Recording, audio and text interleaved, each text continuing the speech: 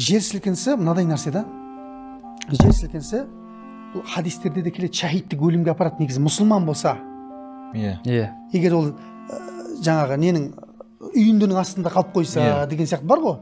Соның астында қалып қойып жатса егер, онда ол шахид болады иншалла. Иманы бүтін, нелер бүтін болатын болса. Ал енді екінші тарап бар ғой. Оларға не болады? Мыналарға Алланың рахымы болады. Өйткені шахидтік мәртебе бұл кім болса соған бұйыра беретін мәртебе емес ол.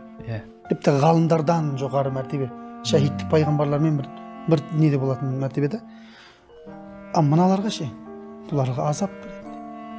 Олар оны біледі де азап екенін кейбіреулер. Сол білгендік үшін содан қашып шығып жатыр да. Тіпті киімін киіп үлгере алмай қалып жатыр ғой біреулер. Дұрыс па? Өмірде Құдайды алмағандар. Құлап бара жатқан самолетте атеист болмайды дегендей. Өмірде Құдайды алмағандар. Бисмилля, бисмилля, бисмилля деп. Басқа уақытта. Міне, Құдай тағала осы іс арқылы сені бисмилля деп айтуға мүмкіншілік берді да. Бисмилля деп айтуға, ла иляха иллалла деп атып біреулер. Ла иляха иллалла деп айтуға. Егер де ол сілкініс болмағанда, сен өмір бақи айтпай өту мүмкін беді. Бұл рахым болды да бір Алланың. Негізі біз рахым деп те қабылдасақ болады екен ғой. Бірақ бұл жерде Алланың үкімі деген нәрсе бар. Жер бетінде шыбын қанатын қаға алмайды егер Алла рұқсат бермесе.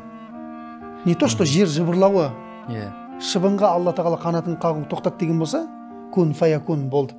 Бол деген нәрсесі болады. Алла бұйрық берді, бол деді, жер бір тебіреніп алды, болды. Болма дей ма, болмайды, болды. Кейбіреулер айтады, Астанаға дейін жеткен дейді, кешегі жер сілкінісі, дұрыс па? 2 балға дейін барған дейді. Біреулер Қызылордаға, Шымкентке дейін жеткен деп жатыр. Жер сол.